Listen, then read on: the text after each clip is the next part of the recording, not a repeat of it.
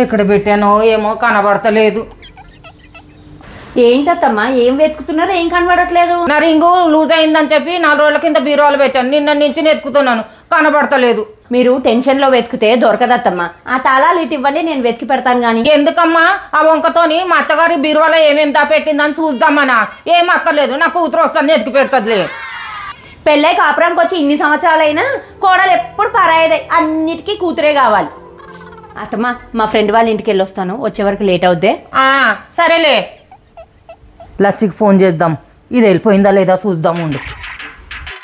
లచ్చి నీ పుట్టినరోజుకు బట్టలకు డబ్బులు ఇస్తానన్నాను కదనే, వచ్చి తీసుకెళ్ళు. వదిన బయటకు వెళ్ళింది, సాయంకాలం కానీ రాదు. తొందరగా వచ్చాయి.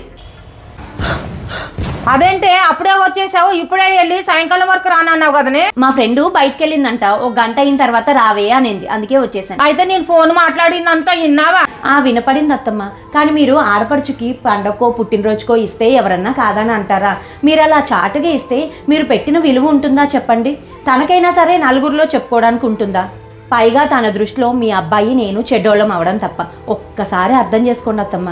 ఆయన గురించి కాదు కానీ నువ్వే ఏమంటావో అని డౌట్. సరేలే, అది వస్తుంది కదా, నీతోనే ఇప్పిస్తానులే. లేదులేండి అత్తమ్మ, మీ చేతులతోనే ఇవ్వండి మీ కూతురికి, నేను పక్కన ఉంటానంతే. అమ్మా నా తల్లే, నా బంగారు తల్లే, వచ్చావా?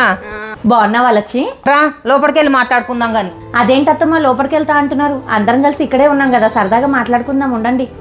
మాకు వందు ఉంటాయి, నువ్వు వెళ్ళి పని చేసుకోపో. సర్లేండి వెళ్తున్నా.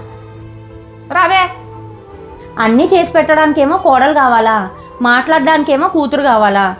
ఏంటో ఏమో వీళ్ళు. పెళ్ళైన ప్రతి అమ్మాయికి అత్తగారింట్లో ఎలా ఉండాలి, ఏ విధంగా మాట్లాడాలి, ఏం పనులు చేయాలి, ఎలా గౌరవించాలి నేర్పుతారే కానీ కోడల్ని ఎలా చూసుకోవాలి అని మాత్రం ఏ అత్తకు నేర్పించరు. భార్యకి చెప్పిన బంధం విలువ తల్లికి కూడా చెప్పి ఉంటే బాగుండేది.